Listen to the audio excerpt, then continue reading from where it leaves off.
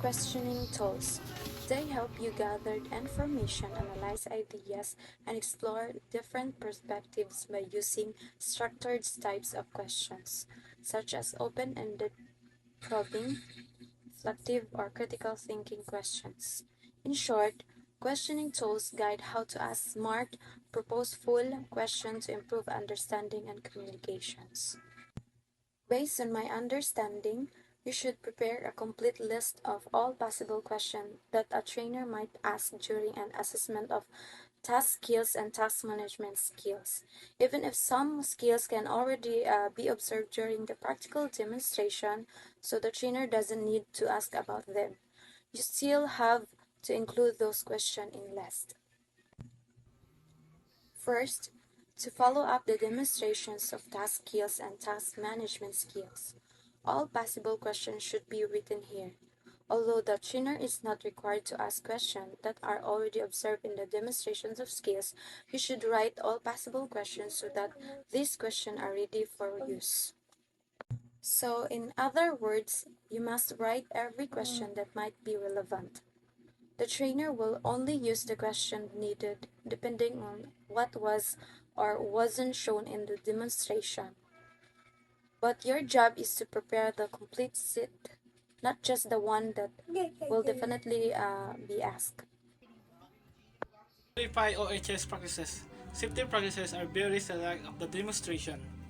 Verifying OHS practices involve observing if the worker used proper PPE, follow safe procedures, and maintain clean and hazard-free work area. The assessor also checks safety signs, equipment condition, and asks a question to confirm understanding of hazard and emergency actions.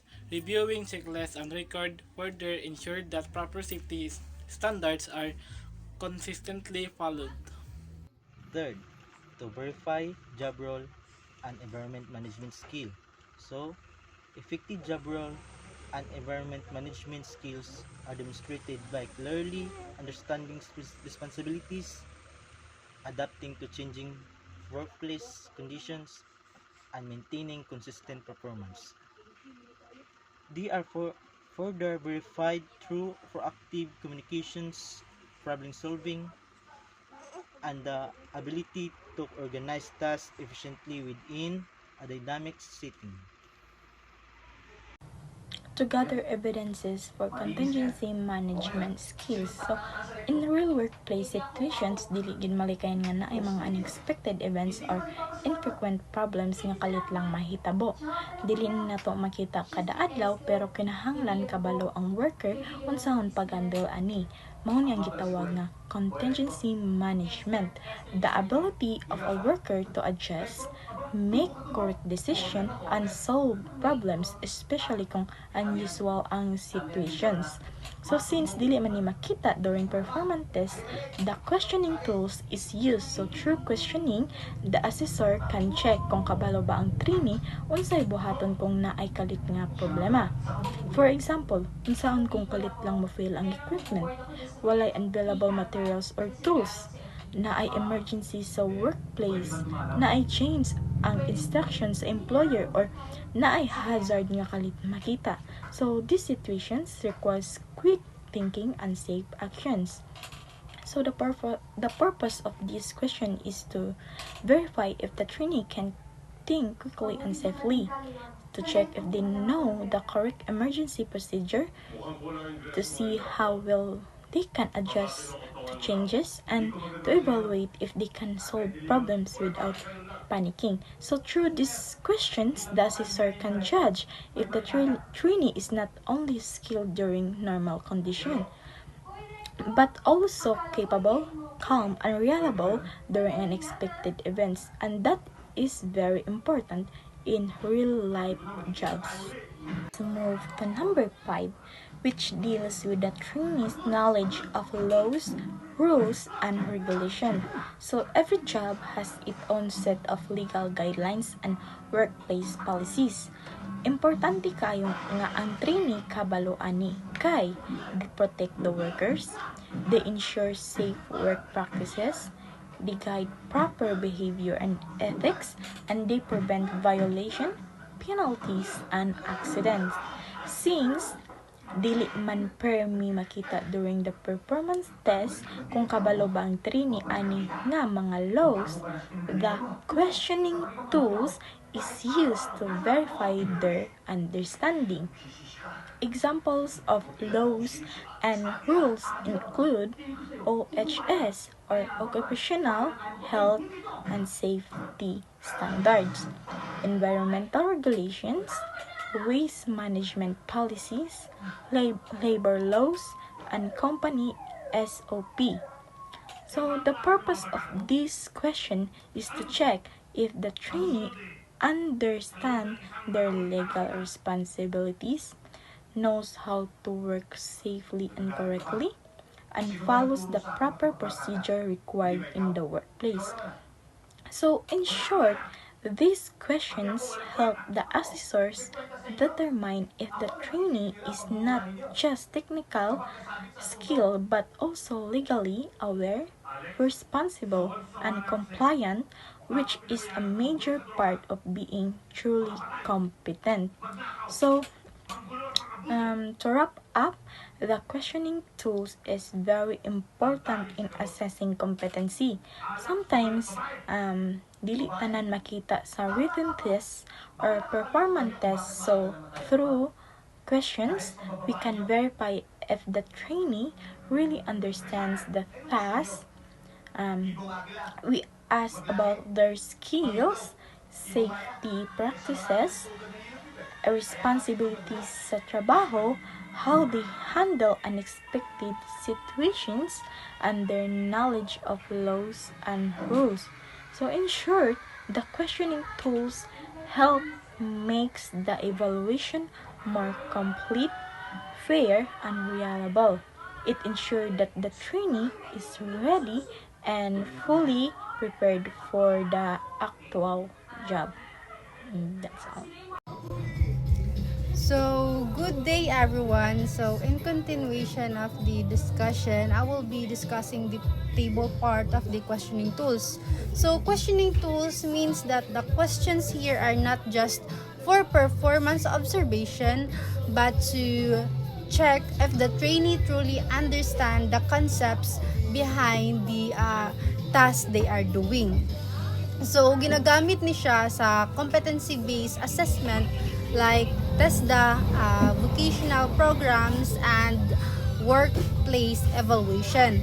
So, in the first section here, which is the extension reflection questions, is that kini nga klase nga pangutana kay para ma-extend pa ang explanation sa trainee, like maka-reflect sila ngano nila gibuhat ang method, and then ma-check ang ilang deeper understanding, dili lang surface level knowledge.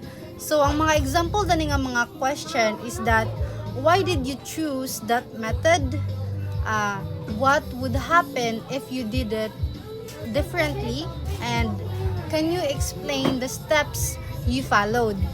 So ang purpose niya dani is para masiguro nga ang training nga nakasabot bagyud sa proseso og dili lang ga-follow without understanding.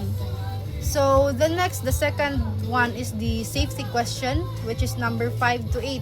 So kini dani nga pangutana kay ma-focus sa safety awareness sa trainee sa workplace or task. So ang mga questions nga example dani na part is that what PPE should be used for this task, like what hazard should you look out for, what should you do in case of an accident. So ang purpose niya dani is that para makita kung kabalo ba ang trainee mo prevent og rest og unsaon pag-handle sa emergencies in a safe and proper way. So the third one is the contingency questions, so 9 to 12. So kini dali nga mga pangutana is that kaning matest kung unsaon sa trainee pag-handle og mga unexpected situation. Like for example, nga question is like, what will you do if the equipment fails? Mga mga question like, what action will you take if you make an error? How will you respond if materials are not available? Dapat kabalo ka dani kung unsay mong dapat mabuhat. So ang purpose niya dani is para ma-evaluate kung ang candidate is kaning flexible ba, kabalo ba mo control og troubleshoot o maka-decide og sakto kung naay kalit nga mga problema. So muna siya sa contingency. The fourth one is job role environment question, which is from 3 to 16. So dani nga section is para mahibal-an kung ang trainee nakasabot sa ilaang rules sa workplace, responsibilities, pag-interact sa co-workers o customers, standard procedures sa trabaho. So mga question dani is, what is your role in the team? How do you maintain good relationships with co-worker? Which tasks are part of your responsibilities? So, ang purpose dani is para masiguro nga ang trainee aware sa expectations sa ilaha ug kabalo unsaon pag-maintain og maayo nga work environment. So, the fifth one is the rules and regulation, which is number 17 to 20. So, dani nga mga questions is that kaning nag-check kung ang trainee ba familiar sa company policies, legal requirements, industry standards, and ethical guidelines. So, ang example ani nga mga question is that what policies must be followed when using these equipments, what regulation apply to handling materials, muna siya. So, ang purpose niya ani is para makita nga kabalo ang candidate musunod sa rules, regulation, ug ethical standards sa trabaho. So kana ang daning naa dayon sa side, which is kaning sa satisfactory response, which is yes or no. Ang assessor mo mark kung yes, kung ang yes ang tubag is sakto o enough, kung no is kulang or dili klaro. So ang dani siya nga part is that kaning ang assessor mo mag-question sa ila. Well, like man siya interview na part, like pangutanon ka sa assessor, gamit dani nga questioning tools, and then motubag ra dahil ikaw nga trainee motubag ka kung tubagon nimo ang iyang pangutana. So ikaw nga assessor, ikaw ang mag-check kung nabuhat ba niya ang mga kung yes ba or no ang naadad to. So in short, this form is used to assess the trainees' underpinning knowledge during a competency evaluation. Naay 5 ka categories: reflection, safety, contingency, rules, and rules. So each category aims to measure different areas of knowledge like understanding the process, safety awareness, handling unexpected situation, knowing job responsibilities, and following regulations. The assessor marks each answer as satisfactory or not, and at the end, gives an overall judgment based on the trainee's performance. That's all. Thank you.